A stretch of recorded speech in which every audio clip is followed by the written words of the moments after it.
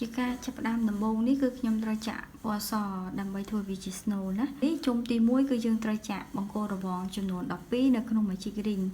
ញ្ចឹងយើងពណ៌ចឹងមកហើយយើងធ្វើយកអំបោះមួយតាមហ្នឹងបន្ទាប់គឺយើងទទួលកដោចំនួន2ណា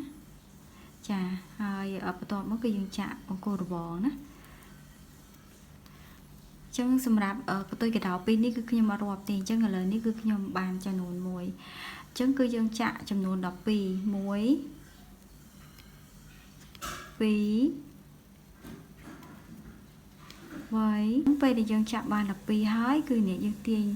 ខ្សែនេះណាយើងទាញវាមកយើងទាញវាឲ្យតឹងណាយើងទាញវាឲ្យតឹងយើងភ្ជាប់វាសោកលើនេះណាហើយយើងធ្វើយំបោះមួយតាមហ្នឹងហើយតាមនេះមួយទៀតមកបោះពណ៌នេះគឺខ្ញុំចាក់ជុំទី2ទី3ហើយនិងទី4ណាគឺយើងចាក់បោះពណ៌នេះអញ្ចឹងគឺយើងយកបោះពណ៌ហ្នឹងមកហើយបន្ទាប់មកកន្លែងនេះគឺយើងយកមកធ្វើកន្លែងហ្នឹងមក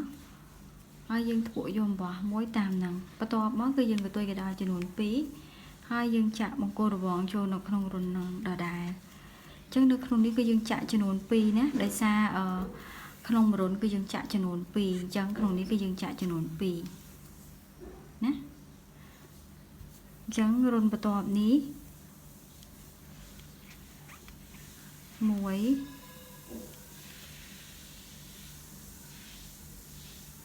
ចាហើយមួយទៀត2ចឹងមានន័យថានៅក្នុងមួយរុនហ្នឹងគឺយើងចាក់នៅពេលដែលខ្ញុំចាក់ជុំមកទាំងអស់វាเป็นចំនួន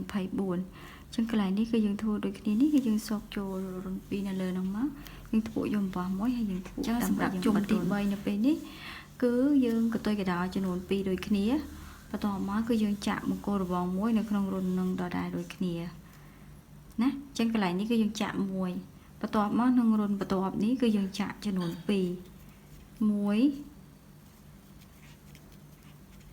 2អញ្ចឹងអានេះគឺយើងចាក់1ហើយរុនបន្ទាប់គឺយើងចាក់2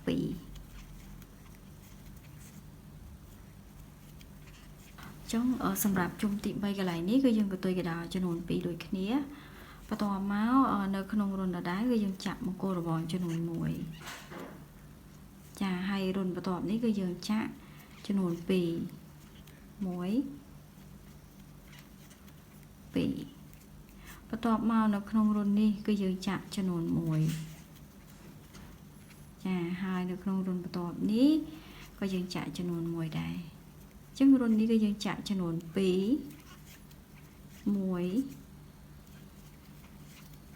2ចាហើយគឺយើងកាន់បោះនឹងចឹងណា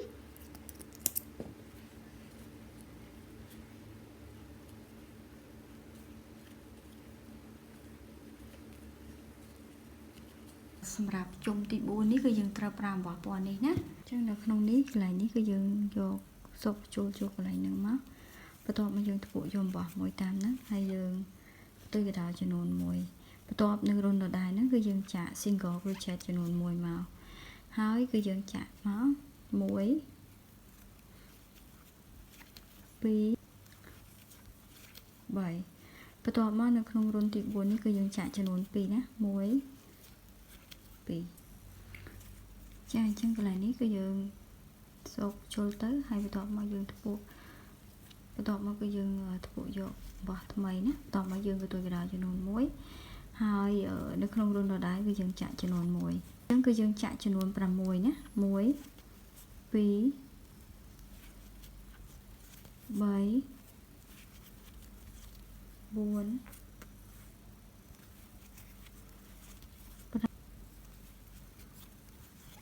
10បន្ទាប់មកគឺយើងចាក់ពាក់កណ្ដាលបង្គោលរបងមួយយើងចាក់បង្គោលរបងចំនួន3 1 2 3 4 5 6 7